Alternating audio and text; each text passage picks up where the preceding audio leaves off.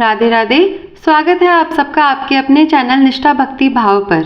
माँ भगवती दुर्गा की कृपा सदैव आप और आपके समस्त परिवार पर बनी रहें। दोस्तों, आज की वीडियो में मैं आपसे बात करने वाली हूँ आंवला नवमी के बारे में। यह कार्तिक मास के शुक्ल पक्ष की नवमी तिथि को मनाई जाती है। इसमें भक्तों को अक्षय फल की प्राप्ति होती है। अक्षय फल मतलब जो भी आप पूजा पाठ करेंगे, उस दिन जो भी आप दान करेंगे, जिस भी मंत्र का आप जाप करेंगे, मतलब अगर कोई भी शुभ कर्म अगर आप उस दिन करते हैं तो उसका जो पुण्य फल होता है वह संचित हो जाता है और जन्म जन्मांतर तक आपको उस पुण्य कर्म का शुभ फल प्राप्त होता है। इसलिए कार्तिक मास की नवमी तिथि को अक्षय नवमी के नाम से जाना जाता है। अब आंवला नवमी है तो आंवले की पूजा आज के दिन की जाती है और इस दिन विशेष रूप से माँ लक्ष्मी की पूजा आराधना की जाती है और आंवले के पेड़ के नीचे भोजन भी कराया जाता है। ऐसा कहा जाता है कि आंवले के वृक्ष के नीचे अगर ब्राह्मण को भोजन कराया जाए तो इसका पुण्य कभी भी समाप्त नहीं होता और हर प्रकार की आपकी कामना पूर्ण हो जाती है। धर्म प्राप्ति की कामना हो या फिर संतान प्राप्ति की कामना हो या कोई भी भौतिक सुख आप चाहते हैं तो आज के दिन आंवले के वृक्ष के नीचे आपको ब्राह्मण भोज अवश्य कराना चाहिए। इसके विषय में एक कहानी भी है और यह कहानी भी स्वयं माँ लक्ष्मी की ही है। एक बार जब देवी लक्ष्मी पृथ्वी का भ्रमण करने आई तो रास्ते में उन्होंने भगवान विष्णु और शिव की एक साथ पूजा करने की कामना की। लक्ष्मी माँ ने माना कि विष्णु और शिव को एक साथ कैसे पूजा जा सकता है। तब उन्होंने महसूस किया कि तुलसी और बेल की गुणवत्ता एक साथ आंवले के पेड़ में ही पाई जाती है। तुलसी को भगवान विष्णु से प्रेम है और भगवान शिव को बेल पत्र से प्रेम है। तो माता लक्ष्मी ने आंवले के पेड़ को विष्णु और शिव का प्रतीक मानकर आंवले के पेड़ की पूजा की। पूजा से वे दोनों ही भगवान प्रसन्न हो गए और भगवान विष्णु और भगवान शिव दोनों ही प्रकट हो गए।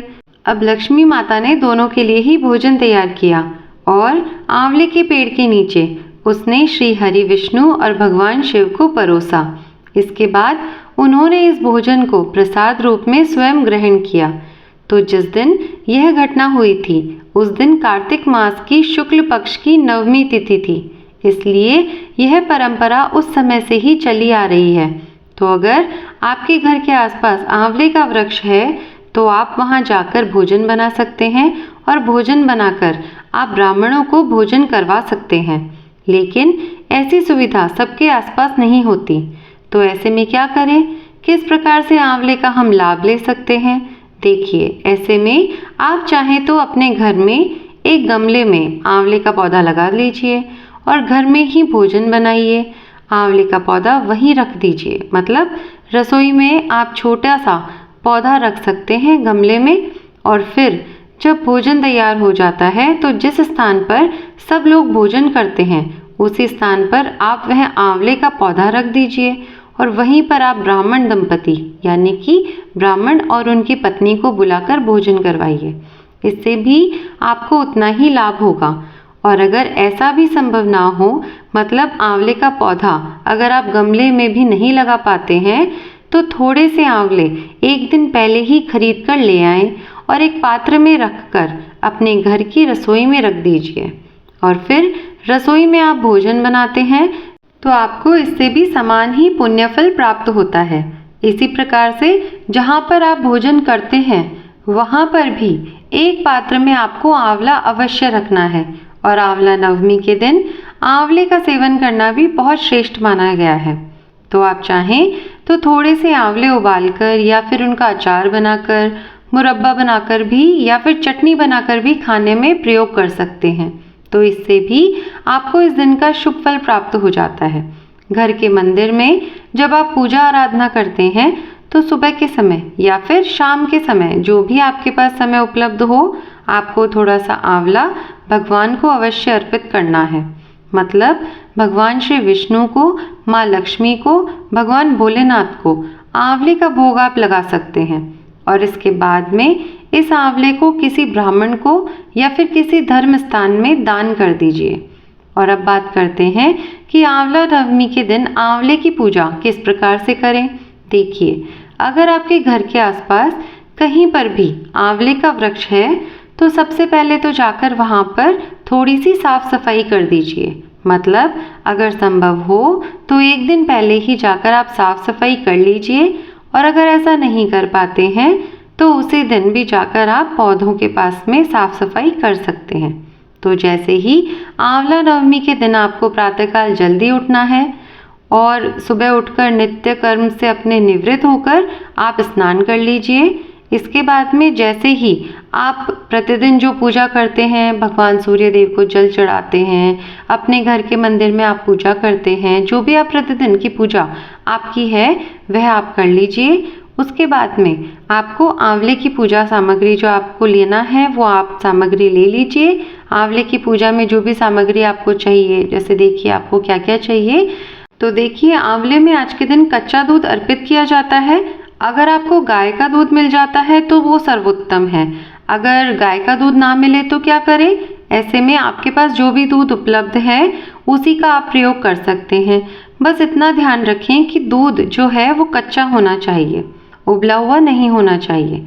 अब आपको क्या करना है कि पहले एक पात्र में आप यह दूध ले लीजिए। आप कोई सा भी पात्र ले सकते हैं, आप चांदी का या पीतल का पात्र ले सकते हैं।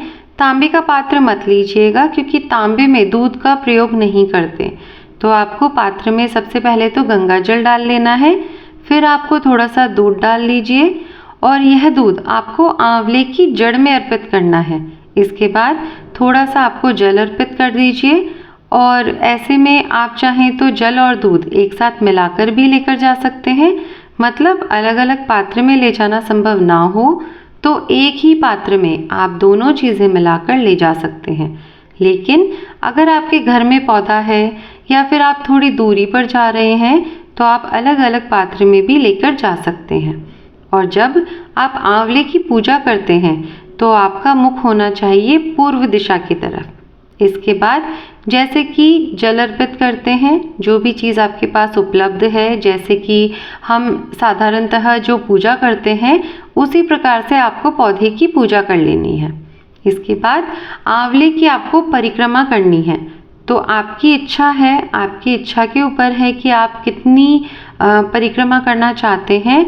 अपने समय के अनुसार आप चाहें तो 5 बार भी आंवले की परिक्रमा कर सकते हैं, या फिर 9 बार या 11 या 21 बार भी कर सकते हैं। इसके अलावा आप चाहें तो 108 बार भी कर सकते हैं। मतलब परिक्रमा आपको कितनी बार करना है यह पूरी तरह से आपकी अपनी इच्छा पर निर्भर करता है। वैसे कम से कम 9 बार आंवले की परिक्रमा करनी चाहिए, और जितनी बार भी आप आंवले की परिक्रमा करते हैं उतनी बार ही आपको कच्चा सूत लपेटना है। कच्चा सूत आप चाहें तो कच्चा धागा लेकर आ सकते हैं, या फिर जो कलावा होता है, जो मूली होती है, वो भी लेकर आ सकते हैं। और गिनती करने के लिए कि आपने कितनी परिक्रमा की है, आप चाहें तो आंवले का ही प्रयोग कर सकते हैं, या फिर आप चाहें तो मूंगफली या चने का भी प्रयोग कर सकते हैं। लेकिन कहा जाता है कि आंवले के द्वारा ही आंवले के वृक्ष की परिक्रमा करनी चाहिए। तो आंवला ले लीजिए, जितनी भी आपको परिक्रमा करनी है उतनी बार आपको आंवला अर्पित करना है।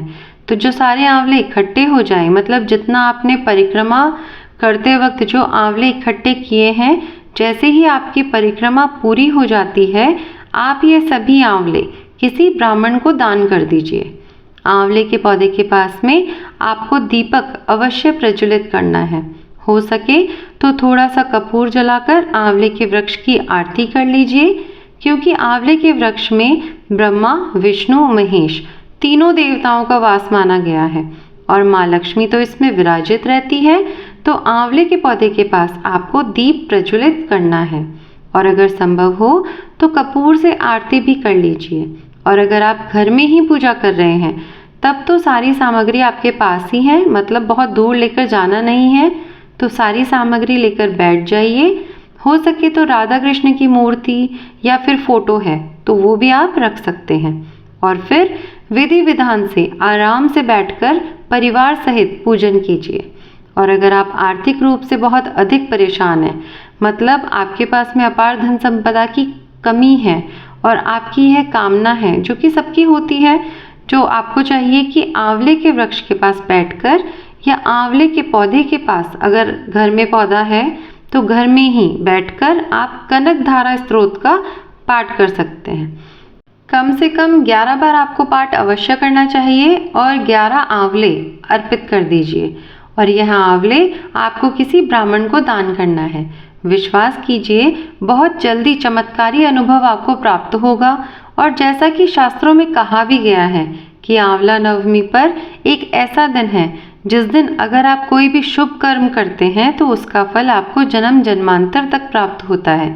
तो मतलब अब जो आप लक्ष्मी जी की आराधना करेंगे तो जन्म जन्म तक आपको धन की कमी नहीं होगी। तो कर लीजिएगा, कोई इतना मुश्किल नहीं है। कनक धारा स्तोत्र का पाठ करना है। अगर नहीं कर पाते हैं तो आप क्या करेंगे, पूजा कर लीजिए अच्छे से और वहीं पर कनक धारा स्तोत्र आप मोबाइल पर चलाकर रख दीजिए और हाथ जोड़कर माँ का ध्यान करते हुए इसे सुन लीजिए। इससे भी आपको लाभ होगा।